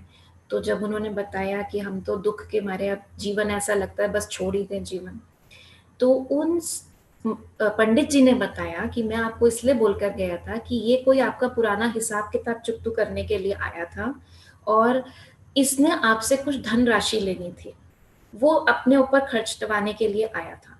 लेकिन इसीलिए मैंने आपसे कहा था कि इस पे धन कम खर्च करना, तो ये बच्ची की आयु बढ़ जाती, जब तक वो धन पूरा नहीं होता तब तक वो जीता। लेकिन वही जैसे ड्रामा में जो है वो तो होना था। तो जैसे ही ये बात सेठ जी को समझ में आई, तो उनको लगा कहीं ये मेरा वो दोस्ती तो नहीं था, क्योंकि पंडित जी ये तो बता नहीं सकते थे। तो उन्होंने क्या किया, मुनीम जी को बुलाया और मुनीम जी से कहा कि इस बच्चे पर बचपन से लेके अब तक मैंने जो खर्चा किया, क्योंकि हिसाब किताब तो रखते थे, जो खर्चा किया उसका टोटल करके बताओ। तो देखा कि जब टोटल करके बताया तो टोटल उतना ही था जितना उसने अपने दोस्त का धन लेकर वो आया था। आप देखो, संतान के रूप में कौन बन के आया था। तो ऐसा नहीं कि हम अपने आसपास के लोगों को इस रूप से देखने लग जाएं कि इन सब के साथ हमारे कार्मिक अकाउंट है, लेकिन समझ में आता है कि हमें जो दुख मिलता है, जरूर है कि कभी हमने, या हमें किसी की ज्यादा सेवा करनी पड़ती है घर में। हमें क्यों करनी पड़ती है, बाकी सबको नहीं करनी पड़ती? किसी जन्म में हमने कराई है, हमने उनसे सेवा ली है। तो जब ये समझ के हम इस भावना से फिर जब हम कर्म करते हैं, तो हमें उसकी उतनी तकलीफ नहीं होती, सफरिंग नहीं होती। तो जो हमारे साथ हो रहा है कुछ भी अयथार्थ नहीं हो रहा, नथिंग। जो कुछ हो रहा है, चाहे संतान की तरफ से पेपर आ रहे हैं, इसको पेपर समझे हम, कि या ये कह लीजिए कि कुछ हमारा कार्मिक अकाउंट है इनके साथ जो हमें पूरा करना है, लेकिन कैसे करना है ये सोच के नहीं करना मेरा कर्मों का हिसाब किताब है, इसलिए संतान बन गया, इसलिए पति बन गया, इसलिए सास बन गया, इसलिए पत्नी बन गया, या बिजनेस में धोखा हुआ, ये सोच के नहीं कि कार्मिक अकाउंट है, ये सोच के करना है कि मैंने कराया है, अब मुझे उसका रिटर्न करना है। ये बिल्कुल उसी तरीके से है जैसे एक बच्चा है हॉस्टल में पढ़ता है, अब ये उसका फाइनल ईयर है, फाइनल ईयर भी पूरा हो गया, तो उसके पास कुछ हिसाब किताब है, जैसे चाय वाले के पास उसका अपना हिसाब है ना, फ्रेंड से किसी से उधार ले रखा है, कुछ कैंटीन वाले को से ले रखा है, कुछ टीचर से ले रखा है, किसी किसी से ले रखा है, क्योंकि इतने सालों से हॉस्टल में था। अब जब उसके पेरेंट्स आते हैं, कहते हैं अभी पैक करो अपना सामान और चलते हैं, तो वो फिर पूछते क्या है, अभी किसी का लेना देना तो नहीं है, तो बच्चा कहता है हाँ मम्मी इसके इतने देने, इसके इतने देने, इसके इतने देने, तो सबके देकर फिर वो वापस बच्चे को घर लेकर आते हैं ना कि भाई जिसका भी हिसाब किताब। तो अभी कौन सा समय चल रहा है, संगम युग का समय चल रहा है ना, ये तो हमको समझ में आ गया, समय की पहचान मिल गई, वापस अब हम सबको परम धाम जाना है और सत्य की दुनिया में आना है। तो ये वो फेज चल रहा है जब सारे हिसाब किताब चुकतू करने हैं। द्वापर कलयुग से जाने अनजाने में कुछ तो हमने जान के किए होंगे, कुछ अनजाने में करे, जो हमसे विकर्म हुए, जो हमसे पाप हुए, अब उन सबका अकाउंट सेटल करने का टाइम है, इसलिए पेपर ज्यादा आएंगे, सिचुएशन ज्यादा आएंगी आपके पास। तो ये नहीं सोचना कि अरे नॉलेज ली तो सारे सिचुएशन सब ज्यादा आने लग गई, नहीं, अब आपको अपने कार्मिक अकाउंट सारे चुकतू करना है। तो लेकिन करना कैसे, सोल कॉन्शियस स्टेज से हमको वो चुकतू करना है। इसीलिए कार्मिक अकाउंट को सेटल करने का तरीका क्या है, एक तो है हार्डवेयर, हाँ वो क्या है, सफरिंग। कहते हैं जो कर्म किया है वो तो भोगना पड़ेगा, तो भोगना बीमारी के रूप में आ सकती है, भोगना संबंध संपर्क के रूप में आ सकती है कि आप अच्छा करते हो लेकिन वो हमेशा कुछ सुनाना, आप या कई बार वायलेंस भी होता है घरों के अंदर, वो चीज, हाँ तो ये सब भोगो। या दूसरा तरीका क्या है, बेटर तरीका क्या है, अब ये भोगने का काम तो सभी, सब जो दुखी हैं वो क्यों दुखी हैं, क्योंकि अपने कर्मों को, जैसे कर्मों का फल पा रहे हैं। इससे बेटर वे क्या है, जो परमात्मा अभी आकर हमको समझाते हैं, और वो है सोल कॉन्शियस एक्शंस। जब हमें ज्ञान मिल गया मैं आत्मा हूँ, हाँ शक्तिशाली आत्मा हूँ, प्रेम स्वरूप आत्मा हूँ, हाँ पावरफुल आत्मा हूँ, ज्ञान स्वरूप आत्मा हूँ, तो उस स्वरूप में रहकर अब, क्योंकि मेरे कर्म खराब कब से हुए, द्वापर कलयुग से मेरे कर्म खराब हुए, जब हम बॉडी कॉन्शियसनेस में आए, तब हमने दूसरों के प्रति हमारे मन में काम, क्रोध, लोभ, मोह, अहंकार, ईर्ष्या, घृणा, द्वेष, आलस्य, ये सारे हमारे अंदर विकार जब आए, उसके परवश होके जो हमने एक्शंस करे, उसके फलस्वरूप आज हमको मिल रहा है जो मिल रहा है, ठीक है ना। तो अब जब परमात्मा हमें ज्ञान क्या देते हैं, श्रेष्ठ कर्म, सोल कॉन्शियस स्थिति में जो होकर जो हम कर्म करेंगे, अब जो हमें अकाउंट सेटल करने औरों के साथ, ये सोच के नहीं ओहो ये हमारे भाग्य में क्यों ऐसा, ऐसा पति ही क्यों आया, ऐसे घर वाले क्यों मिले, अब ये नहीं सोचना। अब समझ में आता है कि हमारे इनके साथ, कभी मैंने इनके साथ ऐसा बुरा किया है जो इस जन्म में वो हमारे बिजनेस पार्टनर बन के आए, या पड़ोसी, एक पड़ोसी होता है कई बार बहुत हमारे साथ बिना मतलब लड़ाई कर रहा है, हम उसके साथ नहीं अड़ते लेकिन वो जानबूझ के अड़ता ही चला जाता है हमसे, तो कब तक उसको सहन करेंगे। तो उसको सहन करने का आधार क्या होता है, सोल कॉन्शियसनेस। जब हमें समझ में आता है ये ज्ञान की जरूर किसी जन्म में मैंने इनके साथ किया है, तो बिना मतलब ये मेरे साथ इस तरह अड़ रहे हैं, लेकिन इसका मतलब यहाँ पर ये नहीं वो गलत करते चले जाएं, हम सहन करते चले जाएं। इसके अंदर इम्पोर्टेंट ये होता है किन बातों में हमें सहन शक्ति को यूज करना है, किन बातों में हमें सामना भी करना है, ठीक है ना, ये हमें परखना पड़ता है, परख के हमें सही निर्णय लेना पड़ता है। तो इस चीज की बुद्धि जो है परमात्मा इस समय हमको देते हैं, जो हमारी योग की शक्ति, जब हम योग लगाते हैं तो भी हमारी इंट्यूटिव पावर जो होती है वो भी बढ़ती है, जिसके आधार से हम सही डिसीजंस ले पाते हैं। तो योग में भी जब हम अपनी उन क्वालिटीज को, उन वर्च्यूज को बढ़ाते हैं, हम उसकी शुभ भावना करते हैं, तो जो हम हमारे से नेगेटिविटी उनके पास गई हुई है, जब ये शुभ भावना भी धीरे धीरे जाती है तो वो न्यूट्रलाइज होते हैं, उनके अंदर भी परिवर्तन आता है। तो एक तरीका है कि उधर से स्वभाव संस्कार ऐसे आ रहे हैं, हमने भी इधर से टक्कर दी, लेकिन जब अब समझ आता है कि उधर से ऐसा क्यों आ रहा है, क्योंकि पहले का अकाउंट है। अगर अब भी हम उनके साथ गलत कुछ करेंगे तो हमने अकाउंट को बढ़ा दिया ना। जैसे मान लीजिए मैंने 100 ब्लैक बॉल्स इस दीवार पे मारी हुई है, तो 100 मेरे पास वापस भी तो आएंगी ना। तो ब्लैक बॉल्स बुरे कर्म, व्हाइट बॉल्स अच्छे कर्म, शुभ भावनाएं। अब मैंने आज संकल्प किया कि मुझे क्या करना है, मुझे उनके प्रति शुभ भावना, पॉजिटिव वाइब्रेशंस भेजनी है, अपने कर्मों से, अपने बोल से, अपने विचार से। वो कुछ भी बोले लेकिन मुझे उसे कन्वर्ट करके सिचुएशन को पॉजिटिव करना, तो एफर्ट तो चाहिए ना। तो मैंने वो एफर्ट में अपनी तरफ से 4 दिन कर रही हूँ। तो मैं क्या कर रही हूँ, व्हाइट बॉल्स भेज रही हूँ। लेकिन अब मुझे 4 दिन हो गए, मैंने 15 व्हाइट बॉल्स भेज दी, लेकिन फिर भी मेरी कंप्लेंट क्या रही, 4 दिन हो गए, वहां से तो ब्लैक ही आती जा रही है। तो वहां से ब्लैक क्यों आ रही है, आपने अभी 15 व्हाइट भेजी है ना, 85 तो ब्लैक वापस आनी है और आएंगी। ठीक है ना। तो बुद्धि को हमें इस समय यूज करना है कि किन बातों में हमें थोड़ा सामना भी करना पड़ेगा, किन बातों में सहन भी करना पड़ेगा, कुछ बातों को समाना भी पड़ेगा, कुछ बातों को परिवर्तित भी करना पड़ेगा। और योग की शक्ति से सोल कॉन्शियस स्टेज में होकर जब हम इंटरेक्ट करेंगे तो हम उन पर भी प्रभाव डाल सकते हैं, पॉजिटिव प्रभाव डाल सकते हैं। लेकिन ये समझ में आ गया कि अब हमें हमारे जो एक्शंस हैं वो गलत कर्म नहीं करना है, और क्यों हमारे साथ हो रहा है ये भी समझ में आ गया। जब वो समझ में आ जाता है तो यहाँ पे क्यों क्या खत्म हो जाता है। तो छोटी छोटी बातों को समझना है कि अब हमारे, और हम कैसे जाने कि हमसे विकर्म हो रहा है या श्रेष्ठ कर्म हो रहा है। आपके किसी कर्म से सामने वाले को हलचल नहीं हो, अगर उसे हलचल होती है तो इसका मतलब कि आपका गलत कर्म है। लेकिन कभी कभी ऐसा भी होता है, अब आप उनके साथ कुछ इंटरेक्ट ही नहीं कर रहे हैं, आप अपनी लाइफ में प्रोग्रेस कर रहे हो, लेकिन उनके हलचल हो रही है क्योंकि आप तरक्की कर रहे हो। अब आपकी तरक्की उनसे देखी नहीं जा रही है क्योंकि उनका स्वभाव जेलसी करने का है, उनसे नहीं देखा जा रहा तो हलचल होगी। तो ऐसे में क्या करें, अब भाई हम तो अच्छा कर्म करेंगे ही ना। हम तो उन्नति अगर जीवन में आएगी तो ये थोड़ी कहेंगे हम उन्नति नहीं लेंगे या प्रमोशन नहीं लेंगे क्योंकि वो हमसे चिढ़ेंगे, वो हम लेंगे। लेकिन हम उनके लिए भी शुभ भावना करें, दिल से शुभ भावना करें, दुआएं दें कि उनको भी प्रगति मिले, उनको भी उन्नति मिले। पहले हम ऐसा नहीं करते थे, पहले हम सिर्फ खुद बढ़ते थे और हम उनकी तरफ उंगली करते थे, देखो कैसे हमसे जेलसी करते हैं। अब हम उनको भी उठाएं, उनको भी उमंग उत्साह में लेकर आए, समझ के आधार से कि वो ऐसा क्यों कर रहे हैं, उनकी डिस्टर्बेंस को भी शांत करने की कोशिश करें, उनकी भी महिमा करें थोड़ा सा, जिससे उनको लो ना लगे। राइट, ये एक एग्जाम्पल मैंने लेकर आपको बताया। तो परमात्मा की याद से क्या होता है, दो बातें होती हैं। एक, पुराने जो हमने विकर्म किए हैं इतने वर्षों में, वो हमारे न्यूट्रलाइज होते हैं। कहते हैं या तो योग से भस्म हो सकते हैं या भोग कर हो सकते हैं।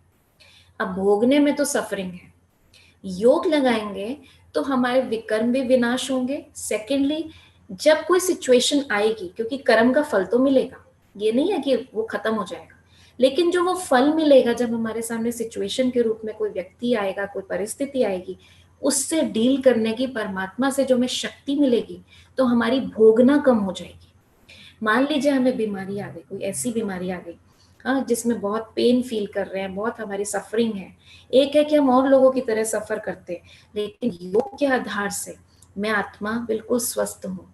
जो प्रॉब्लम है शरीर में है, हम आत्मा को बलशाली बना के शरीर में भी जब वाइब्रेशंस देते हैं तो हमारी सफरिंग जो है वो कम हो जाती है, हमें शक्ति मिलती है।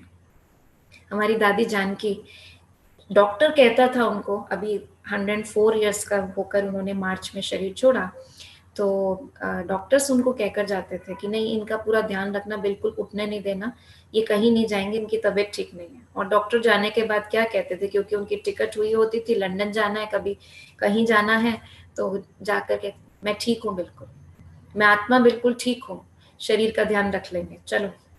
और हिम्मत करते थे, चले जाते थे। और हम इस उम्र में थक जाते हैं और दादी उस उम्र में भी इतनी हिम्मत रखते थे, तो उनको देख देख के हिम्मत आती थी कि ये शक्ति किसकी है, ये परमात्मा शक्ति के बल से चल रहे हैं, आत्मशक्ति के बल से चल रहे हैं। तो हमारे सामने ऐसे जब एग्जाम्पल्स हैं तो समझ में आता है कि योग से हमें कैसे शक्ति मिलती है, ना केवल आत्मा को, लेकिन जैसे कहते हैं ना माइंड ओवर मैटर्स, मन की शक्ति से हम शरीर के अंदर भी कैसे शक्ति भर सकते हैं। और अंत तक हमने देखा कि उन्होंने क्लास करानी होती थी, उनकी आवाज में जो दम था, मतलब उन्हें बाकी लोग रोकते थे कि दादी इतना नहीं बोलो, थक जाओगे, लेकिन उनको जब क्लास करानी होती थी, उन्हें लगता था मेरे अंदर जो बाबा ने हमें जो खजाना दिया वो आने वाले बच्चों को मैं दे दूं। सेवा की कोई बात होती थी, कभी पीछे नहीं होते थे। हम फिर भी कहते कि नहीं, हम सेवा में थक गए, दादी कभी नहीं कहती थी। तो ये योग की शक्ति थी। तो सोल कॉन्शियस, हम बात कर रहे थे कार्मिक अकाउंट को पूरा करने की। तो ऐसा नहीं कि तकलीफ योगी जीवन में नहीं आती, शरीर को कष्ट नहीं आएगा, जो पीछे का कर्म किया है वो तो आएगा, लेकिन उसकी भोगना नहीं फील होगी, सफरिंग नहीं होगी, उस पेन को आप उतना फील नहीं कर पाओगे। ये अनुभव बताता है कि जो योग करते हैं उनका अनुभव बताता है। तो ये, और जब हमारे सोल कॉन्शियस एक्शंस होते हैं ना, तो कहीं हमने विकर्म पहले किए हैं, उसकी बद्दुआ के रूप में भी, खराब एक्शन के रूप में हमें आज फल मिल रहा है। लेकिन जब हम अपने कर्मों को श्रेष्ठ करते हैं बुद्धि के आधार से, समझ करके अब हमें क्या करना है, चाहे सामने वाला गलत कर रहा है तो भी हमें क्या करना है, तो उस आधार से हमारे कर्म जब अच्छे होते हैं तो हमें औरों की दुआएं मिलती हैं। और वो दुआओं की जो कमाई होती है वो हमारे बहुत सारे पास्ट कार्मिक अकाउंट जो है वो सेटल करने में हेल्प करते हैं, हमें आगे बढ़ने में हेल्प करते हैं। तो परमात्मा को याद करना क्यों जरूरी है, इस पे एक छोटी सी मैं आपको कहानी बताती हूँ कि कैसे भगवान हमें सहयोग देते हैं अभी। कि एक बार क्या हुआ, एक राजा एक जंगल से जा रहा था, तो वहां पर 3 लोग आपस में लड़ाई कर रहे थे, बहस कर रहे थे, शोर आ रहा था उनका, आर्ग्यूमेंट का। तो राजा ने पूछा, भाई आप 3 कौन हो और यहाँ जंगल में क्यों लड़ाई कर रहे हो? तो वो एक बोला कि मैं कर्म हूँ, दूसरा बोला मैं भाग्य हूँ, तीसरा बोला मैं बुद्धि हूँ। तो तीनों में लड़ाई हो रही थी इस बात की कि मैं बड़ा, वो बोले मैं बड़ा। तो उन्होंने कहा, राजा जी आप तो बहुत ही समझदार हो, आप ही बताओ कि हम तीनों में कौन बड़ा। तो राजा ने कहा कि नहीं देखो, मैं ऐसे नहीं बताऊंगा, तुम्हें सिद्ध करना पड़ेगा अपनी शक्ति को कि भाग्य की शक्ति बड़ी है, बुद्धि की शक्ति बड़ी है, या कर्म की शक्ति बड़ी है। तो बोले कैसे करें? तो उस जंगल से एक लकड़हारा जा रहा था। तो राजा ने कहा कि इस लकड़हारे पे प्रयोग करके बताओ तुम तीनों में से कौन ज्यादा बलशाली है। तो सबसे पहले उन्होंने कर्म को कहा। तो कर्म ने प्रवेश किया उस लकड़हारे में। तो जब कर्म ने प्रवेश किया तो अब लकड़हारा जो था उसमें अंदर एनर्जी आ गई कर्म करने की। तो उसने अपनी कुल्हाड़ी ली और फटाफट पेड़ काटने शुरू कर दिए, बहुत सारी लकड़ी इकट्ठी हो गई। जितनी वो रोज करता था उससे 3 गुना लकड़ी इकट्ठी हो गई। बड़ा खुश हुआ। तो फिर उसने सोचा कि इसको शहर जाके बेच आता हूँ। तो शहर जब ले जाने लगा तो इतनी सारी लकड़ी कैसे उठाए, तो लेकिन क्योंकि कर्म का बल था तो उसने सोचा कोई बात नहीं, मैं जल्दी जल्दी थोड़ी जितनी लकड़ी उठा सकता हूँ उठा के शहर में जाके बेच कर आऊंगा, फिर दोबारा आके ये लकड़ी लेकर जाऊंगा। तो ऐसे लेकर जाता है, शहर में बेच कर आता है, बड़ी मेहनत करता है, भागा भागा आता है, देखता है इतने में लकड़ी चोरी हो जाती है उसकी सारी।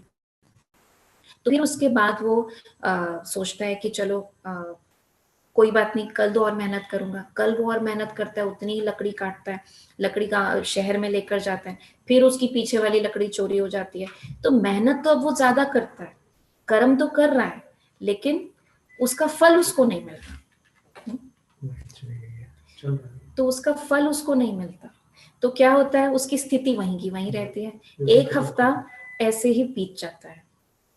फिर दूसरे हफ्ते, क्योंकि राजा ने कहा होता है एक एक हफ्ते आप अपने को प्रमाणित करके दिखाओ, प्रूफ दो कि आप में से शक्तिशाली कौन है। तो दूसरे जो हफ्ता जब शुरू होता है तो वो भाग्य को कहते हैं कि तुम अपनी शक्ति दिखाओ। तो भाग्य जाता है, उसमें प्रवेश करता है, कर्म निकल जाता है, भाग्य प्रवेश करता है। अब जब भाग्य प्रवेश करता है तो भाग्य तो महान होता ही है, भाग्य के आधार पर उसको कमाई होने लगती है, बहुत सारी लकड़ी मतलब इकट्ठी हो जाती है। अब लकड़ी इकट्ठी हो जाती है, बहुत सारी लकड़ी हो जाती है, तो वो धन उसको मिल जाता है। धन मिल जाता है क्योंकि भाग्य है ना साथ में, तो चोरी नहीं होती उसकी। लेकिन कर्म ने साथ छोड़ दिया, तो भाग्य के आधार पे लकड़ी तो ज्यादा हो गई, पैसा भी ज्यादा मिल गया, लेकिन क्योंकि कर्म ने छोड़ दिया उसको, तो अब वो कर्म नहीं करता। तो क्या होता है, पूरा हफ्ता उसी को खाता रहता है, यूज कर लेता है। तो at the end of the week वो वापस वहीं पहुंच जाता है जहां से उसने शुरू किया था, तो उसकी स्थिति नहीं चेंज होती। अब भाग्य भी एक हफ्ते के बाद निकल जाता है। तो अब उसके बाद बुद्धि की बारी आती है। तो बुद्धि प्रवेश करती है। अब जब बुद्धि प्रवेश करती है, कर्म की शक्ति जा चुकी, भाग्य की शक्ति जा चुकी, सिर्फ बुद्धि की शक्ति है। तो वो सोचने लगता है मैं क्या करूं, मेरे पास रुपए तो है नहीं, सब मैंने खर्च कर दिए। तो बुद्धि लगाता है। तो सोचता है कि चलो मैं क्या करता हूँ, अपनी कुल्हाड़ी की धार तेज करता हूँ। तो कुल्हाड़ी की धार तेज करता है, फिर धार तेज करने से लकड़ियां ज्यादा कटती हैं, तो लकड़ियां जब ज्यादा कटती है फिर बीच बीच में धार तेज करता है, फिर सारा दिन में मिला के लकड़ी ज्यादा हो जाती है। अब वो क्या करता है, वो सोचता है कि सारी लकड़ी शहर में कैसे लेके जाऊं, तो बुद्धि को यूज करता है। तो जंगल में पेड़ों पे लंबी लंबी बेलें होती हैं, उन बेलों से लकड़ी की वो गाड़ी बनाता है, उस गाड़ी के अंदर सारी लकड़ी लोड करता है और शहर जाके बेच कर आता है। फिर जब शहर से उसे बहुत पैसा मिलता है तो वापसी में आते हुए वो क्या करता है, 2 कुल्हाड़ी खरीद लेता है, जिससे कि धार तेज करने में भी टाइम वेस्ट ना हो, है ना। और तेज धार वाली 2 कुल्हाड़ी से अगला दिन शुरू करता है, तो अब वो और ज्यादा लकड़ी काट पाता है क्योंकि उसका टाइम वेस्ट नहीं होता। इस बार वो और बड़ी गाड़ी बनाता है और उस गाड़ी के अंदर सारा लोड करके और पैसा लेके आता है। अब वापसी में वो खच्चर खरीद लाता है, खच्चर वाली गाड़ी ले आता है। अब तीसरे दिन और धन कमाता है, करते करते पूरे हफ्ते में उसके पास काफी धन हो जाता है। तो जब तीनों के तीनों राजा से मिलते हैं और अपनी कथा सुनाते हैं, तो क्या राजा ने कहा होगा, तो राजा ने कहा कि हाँ, बुद्धि की शक्ति जो है सबसे इम्पोर्टेंट है। और तीनों को यही बात समझाई कि कर्म हम कितना भी कर लें, लेकिन अगर बुद्धि नहीं है कैसा कर्म करना चाहिए, what is right what is wrong, तो कर्म भी हमारा गलत हो जाता है। भाग्य अगर हो लेकिन उसके साथ बुद्धि ना हो, तो भाग्य से तो हमें बहुत कुछ मिल जाता है, लेकिन उस भाग्य का भी हम आनंद नहीं ले पाते और हम सब कुछ गंवा बैठते हैं अगर बुद्धि ना हो तो। लेकिन बुद्धि के बल से अगर हम सही यूज करते हैं तो भाग्य भी आ जाता है और कर्म का बल भी आ जाता है। तो ये श्रेष्ठ बुद्धि इस समय परमात्मा हमको देते हैं इस ज्ञान के आधार से। इसलिए जब हम भगवान से योग लगाते हैं तो ज्ञान तो हमें मिला ही, योग से हमारी वो शक्तियां जो हैं डे बाय डे बढ़ती चली जाती है। इसके आधार से हमारे अंदर प्योरिटी आने का मतलब ही क्या है कि पुराने विकर्मों का जो बोझ है वो हमारा कम होता है। और उसके साथ साथ योग की शक्ति से जो हम भोगते भी हैं, अगर भोगना भी पड़ता है, क्योंकि भोगना तो पड़ेगा जो कर्म किया है, तो चाहे बीमारी के रूप में आए या कोई फाइनेंशियल लॉस के रूप में आए या कोई संबंध संपर्क में कोई गड़बड़ होती है, तो उन सब चीजों की भोगना नहीं होती, उन सब चीजों को फेस करने की हमारे अंदर पावर आ जाती है। तो परमात्मा हमें ज्ञान देते हैं कि 3 तरीके के कर्म होते हैं। एक होते हैं न्यूट्रल कर्म, जिसको कहते हैं अकर्म, ये होते हैं सतयुग त्रेता में। एक एक को मैं समझाऊंगी। न्यूट्रल कर्म मतलब अकर्म, जिसका कोई फल नहीं होता, क्योंकि अच्छे कर्म का फल अच्छा होता है, बुरे कर्म का फल बुरा होता है, लेकिन अकर्म का फल, अकर्म मतलब न्यूट्रल कर्म जिसका कोई रिजल्ट नहीं होता। फिर नेगेटिव कर्म होता है जिसको हम विकर्म कहते हैं, ये होते हैं द्वापर युग में और कलयुग में। और फिर तीसरे होते हैं पॉजिटिव कर्म या एलिवेटेड श्रेष्ठ कर्म, ये कहाँ पर होते हैं, ये सुकर्म होते हैं, ये संगम युग पर होते हैं। इसका आधार क्या है, इसको एक छोटी सी कहानी से हम समझते हैं। मान लीजिए कोई व्यक्ति है, उसको वो बहुत धन कमाता है और अच्छा धन कमाता है, इसलिए कमाता है कि जब मैं रिटायर हो जाऊंगा तो ये धन मेरे काम आएगा। अब वो रिटायर हो जाता है, अब वो काम करना बंद कर देता है, सारा जीवन उसने काम किया, अब काम करना बंद कर देता है। अब जो उसने कमाया है वो खाना शुरू करता है, यूज करना शुरू करता है। तो विद टाइम क्या होगा, उसका वो जो उसने जमा किया वो खत्म होने लगेगा ना। अब जब उसका थोड़ा सा बच जाता है तो उसको रियलाइज होता है कि अभी तो मेरे को लंबा जीना है, अभी तो मेरा स्वास्थ्य भी अच्छा है, तो इसका मतलब मुझे काम करने की जरूरत है, तब तो मैं कमा पाऊंगा, नहीं तो ये सब यूज हो जाएगा। तो वो थोड़ा थोड़ा काम करना शुरू कर देता है। अब क्या होता है, जो वो कमाता है वो अपने लिए यूज भी करता है, थोड़ा जमा भी करता है, थोड़ा खर्च भी करता है। जैसे जैसे उम्र बढ़ती है तो क्या होता है, वो बुजुर्ग होने लगता है, उसका स्वास्थ्य काम नहीं देता, वो काम उतना नहीं कर पाता। तो एज अ रिजल्ट क्या होता है, वो थोड़ा बच्चों से लेता है या किसी से उधार मांगता है और फिर अपना बाकी जीवन व्यतीत करता है। इसी तरीके से जो ये जो एनालॉजी मैंने आपको बताई वो इस पे बिल्कुल फिट बैठती है। कैसे, संगम युग पर हम अपने पूरे 84 जन्म का जो कहते हैं ना, उसका हम श्रेष्ठ कर्म से अपने 84 जन्म का भाग्य बनाते हैं, जो इस समय हम करते हैं। तो इस समय ही हमको सुकर्म करने का, श्रेष्ठ कर्म करने का ज्ञान मिलता है। क्या हमें पहले ज्ञान था कि हमारे सिर्फ इतना सा सोचने से भी विकर्म हो रहा है, पाप का खाता बढ़ रहा है? इतना तो हमने नहीं सोचा था, हम तो सिर्फ ये सोचते थे हम बिहेवियर हमारा अच्छा है, बोल हमारे अच्छे हैं तो हम तो अच्छा ही करते हैं, किसी से बुरा नहीं करते। लेकिन उनके नीचे अंडरलाइन जो एनर्जी है या जो हमारी सोच की एनर्जी है, उससे भी हमारे कितने विकर्म बन रहे हैं। तो परमात्मा इस समय जब आकर हमारे श्रेष्ठ कर्म जो कराते हैं, उसके आधार से हम सतयुग त्रेता में जाते हैं, वहां स्वर्ग की, जिसे जो आपको कहा कि सुख भोगते हैं। तो वहां पे जो सुख भोगते हैं वो प्रालब्ध है, वो जैसे बैठ के खाते हैं। तो वहां अकर्म होते हैं, वहां कोई पुण्य कर्म या पाप कर्म नहीं होते, उसका कोई फल नहीं मिलता, क्योंकि वहां वो कर्म नहीं है। वहां पे एक तरीके से जो हमने यहाँ पर कमाई करी उसको हम बैठकर खाते हैं, उसकी प्रालब्ध पाते हैं। समझ गए? अब जब त्रेता युग के एंड में जो हमने कमाया था वो ऑलमोस्ट हमने खा लिया, हमने यूज कर लिया, तो हमारी जो श्रेष्ठ कर्मों का खाता था जिसके आधार पर हम हो थे, तो आत्मा जो है वो जब द्वापर में आकर बॉडी कॉन्शियस में आ जाती है तो विकर्म करने लगती है। हाँ, तो विकर्म कैसे होते हैं? क्योंकि बॉडी कॉन्शियस में आ जाते हैं, काम क्रोध लोभ मोह अहंकार में आ जाते हैं। तो आत्मा को रियलाइज होता है, जब दुख भोगने लगती है तो उसको रियलाइज होता है पुण्य करने की जरूरत है। अभी तक कोई पुण्य नहीं करना होता, वहां पर पुण्य या पाप कर्म होता ही नहीं सत्युग त्रेता में, सिर्फ हम भोगते हैं अपने कर्मों को, और वो हमारे श्रेष्ठ कर्म है, इसलिए हमें सुख की प्राप्ति होती है। राइट? तो हम आराम से बैठ के जिसे कहते हैं ना कि हम उसमें बहुत अच्छा जीवन व्यतीत करते हैं। अब द्वापर में आने के बाद आत्मा को रियलाइजेशन होता है फिर से कमाई की, तो पुण्य कर्म करने शुरू करती है, किसी को दान करती है, किसी को शिक्षा देती है, किसी को कोई कोई कुछ खुलवाता है, कोई दान करता है, गरीबों को दान करता है ना, पूजा पाठ का कार्य करता है जिससे कि पुण्य जमा हो। लेकिन कई बार क्या होता है, द्वापर कलयुग में विकर्म क्यों कहा? क्योंकि उसमें हम पुण्य भी करते हैं, उसको खाते भी हैं, उसका फल भी प्राप्त करते हैं, लेकिन साथ साथ अनजाने में विकर्म भी होते चले जाते हैं। विकर्म कैसे होते हैं? मान लीजिए आपने किसी को, भिखारी को दान दिया, उसको 100 रुपए दे दिया आपने।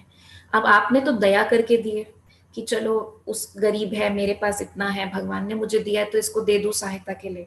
अब उसने उससे चक्कू खरीद लिया, किसी का खून कर दिया। अब जाने अनजाने में आप उसके इस बुरे कर्म के सहयोगी बन गए। अब आपको तो नहीं पता। फिर जब लाइफ में प्रॉब्लम आती है तो हम कई बार सोचते हैं मैंने तो कोई बुरा कर्म नहीं किया, लेकिन उस कर्म में भी आप सहयोगी बने, चाहे अनजाने में ही बने, चाहे आपको उस कर्म का पता ही नहीं है, लेकिन आपके खाते में जुड़ तो गया वो। जैसे आजकल वो होती है मार्केटिंग, होती है नेटवर्क मार्केटिंग जो होती है, उसमें एक व्यक्ति होता है वो 10 लोगों को से प्रॉफिट लेता है, अब वो या कस्टमर्स बनाता है। वो जो 10 लोग होते हैं मार्केटिंग वाले, जो 10 लोग होते हैं वो आगे 10-10 और बनाते हैं, तो अब उसको उन सब का भी मिलता है, फिर वो और 10-10 आगे बनाते हैं। तो नेटवर्किंग मार्केटिंग में आपने देखा ना, जब एक ने शुरू किया, ये चेन शुरू करी, तो वो उसको प्रॉफिट मिलता रहता है। और कई बार इतना प्रॉफिट मिलता है, इतनी नेटवर्किंग हो जाती है कि उसको कुछ नहीं करना पड़ता, बैठे बैठे ही मिल रहा होता है। तो ये कर्म फिलॉसफी में भी काम करता है, चाहे पॉजिटिव कर्मा है या नेगेटिव कर्मा है। कई बार हमने कर्म नहीं करा, लेकिन आगे आगे जिसमें भी हम निमित्त बने उसमें कोई विकर्म, कोई कर्तव्य होता है। और कई बार हम ऐसा भी देखते हैं कि कुछ ऐसे कर्म होते हैं जो कलेक्टिव कर्म होते हैं और उनका फल भी कलेक्टिव मिलता है। जैसे मान लीजिए कि कोई कसाई है, उसने एक जानवर को मारा, तो जानवर को मारा तो पाप कर्म किया। अब वो क्या करता है, वो कसाई उसका जो मीट है वो बेचता है होटल वाले को। अब होटल वाले ने खरीदा, अब वो क्या करता है, उसके यहाँ पार्टी है, तो उस पार्टी के अंदर वो 1000 लोगों को पार्टी है, सबको खाना सर्व करता है। तो वो होटल वाला भी उस विकर्म में, चाहे उसने नहीं मारा लेकिन उसने जो प्रोडक्ट था वो यूज किया। अब वो 1000 लोग जो खाते हैं वो भी उस विकर्म के खाते में पाप के भागीदारी बन गए, क्योंकि वो खा रहे हैं तभी तो कसाई मार रहा है ना, तो वो भी उसके खाते में बन गए। अब पाप तो सबने किया, मेजर चाहे किया, एक ने कसाई ने किया, लेकिन होटल वाले ने भी किया, फिर बनाने वाले ने भी किया, बावर्ची ने भी किया, कुक ने, और फिर उसके बाद खाने वालों ने भी किया। तो परसेंटेज चाहे अलग अलग हो सकती है, लेकिन किया ना। अब कई बार हम तीर्थ यात्रा पे जा रही थी, अब उसका जो ड्राइवर होगा वो कौन होगा? वो कसाई होगा जिसने मेन कर्म किया था। अब लेकिन अब जो जिस जानवर को मारा था वो जानवर आगे आ जाएगा किसी और जन्म में, उसको बचाने के चक्कर में वो बस को जैसे ही मोड़ेगा वो खाई में गिर जाएगी। और वो सारे लोग कौन होंगे? वो सारे लोग वो होंगे जो उस पाप में शामिल होंगे। इसलिए सबको एक सा, कई बार कहते कि सबने एक सा पाप किया तो जो सबकी एक सी गति हुई। तो कलेक्टिव भी कई बार हम कर्मा करते हैं जिसका हमें कलेक्टिव फल मिलता है। ज्यादा लोग होते हैं तो कई बार ट्रेन एक्सीडेंट देखते हैं हम, एरोप्लेन एक्सीडेंट देखते हैं जिसमें इतने लोग मर जाते हैं। और जिन्होंने वो विकर्म नहीं करा होता तो कई बार ऐसा भी होता है, कहते हैं अच्छा हुआ हमारा तो लास्ट मोमेंट पे कैंसिल हो गया था ना, तो हम करते, क्योंकि वो उस कर्म में इन्वॉल्व नहीं थे, इसलिए उनको वो रिजल्ट मिलना नहीं था। Everything that is happening around us और विद अस, ये सब हमारे कर्मों का फल है। तो जब ये सारी बात समझ आती है तो दोष किसी की तरफ नहीं जाता। उन्होंने ऐसा मेरे साथ किया, 10 साल पहले धोखा दिया, या मैं शादी हो के आई तो मेरे साथ इतना बुरा व्यवहार किया, या मेरे जो बॉस है मेरे साथ हमेशा पार्शियलिटी करते हैं, या मेरी टीचर हमेशा मेरे साथ ऐसे करती हैं, या क्लास के बच्चे मेरे साथ इस तरह मुझे हमेशा परेशान करते हैं। There is a reason. और जब रीजन है तो उसको समझ के क्यों ना उसकी रेमेडी निकाले। परमात्मा ने अभी हमें जो श्रेष्ठ कर्म बताए, सोल कॉन्शियस स्टेज बताई, उसके आधार से हम ये सब कुछ ठीक कर सकते हैं ना। हम एनर्जी से अपनी एनर्जी चेंज करें, क्योंकि जो एनर्जी हमने डेवलप कर रखी है उस रिलेशनशिप में, वो एनर्जी काम कर रही है हमारे एक्शंस में। जैसे हम एनर्जी चेंज करते हैं, अपने एक्शंस चेंज करते हैं, तो सामने से भी चेंज होगा। लेकिन कितना समय लगेगा वो डिपेंड करता है आपने कितनी ब्लैक बॉल्स दी हुई हैं, ठीक है ना, वो उस पर डिपेंड करता है। और कितनी दी हुई हैं ये तो पता नहीं किसी को, वो तो यहाँ पर गुप्त में चित्र बना हुआ है, चित्रगुप्त के पास सारा हिसाब किताब है हमारा, ठीक है ना। तो लेकिन हमें क्या करना है, अब अपने कार्मिक अकाउंट सेटल करने हैं परमात्मा की याद से और उनकी दी हुई शिक्षा से।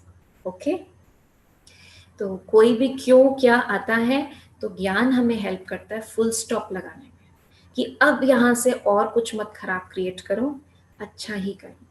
जरूर है इसमें अटेंशन की बहुत जरूरत है, शक्ति की जरूरत है, तो सर्वशक्तिवान से बढ़ के तो कोई शक्ति दे नहीं सकता। अब हमारे ऊपर है हम अपने आप को कितना चार्ज करते हैं उसकी शक्तियों से, और हम अपने कितने अकाउंट्स सेटल करते हैं।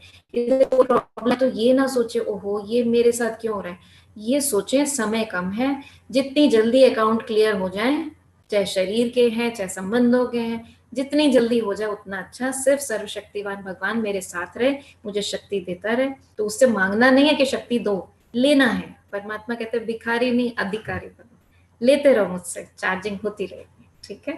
चलिए बैठते हैं 2 मिनट परमात्मा की याद में। वो सर्वशक्तिवान भगवान ना केवल अपनी शक्तियों से सजाते हैं, बल्कि इस श्रेष्ठ ज्ञान के आधार से मेरी बुद्धि को श्रेष्ठ बनाते हैं।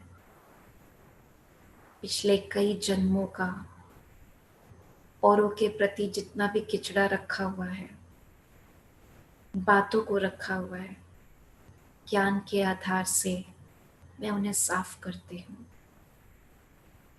परमात्मा से जो शक्तियाँ मुझे मिली हैं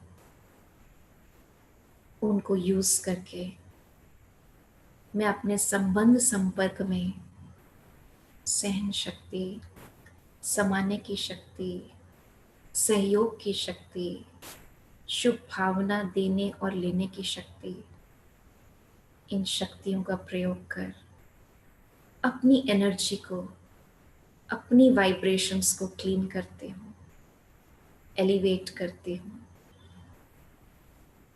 और उसके आधार से अपने पिछले सारे अकाउंट क्लियर करती हूँ। एक एक करके मेरे अकाउंट, कर्मों के हिसाब किताब क्लियर हो रहे हैं। ये संगम युग का समय बहुत सुंदर समय है, जब पिछले हिसाब किताब चुकतू हो रहे हैं और परमात्मा की याद से भविष्य राजाई मेरी बन रही है। बुद्धि में पास्ट का कुछ नहीं, सिर्फ अपना फ्यूचर, सत्युगी दुनिया जहाँ मुझे जाना है। और इस नशे में मैं सदा रहती हूँ, उसके आधार से अपने अंदर देवताई गुणों को धारण करती हूँ। उन शक्तियों को धारण करती हूँ। कोई भी सिचुएशन आती है तो पढ़ कर समझ जाती हूँ ये मेरा कोई पिछला हिसाब किताब है, और उस बुद्धि के आधार से मैं सही निर्णय लेती हूँ, चॉइस करती हूँ कि कौन कौन सी बातें में मुझे ध्यान रखना है, किस बात का क्या रिस्पॉन्स देना है।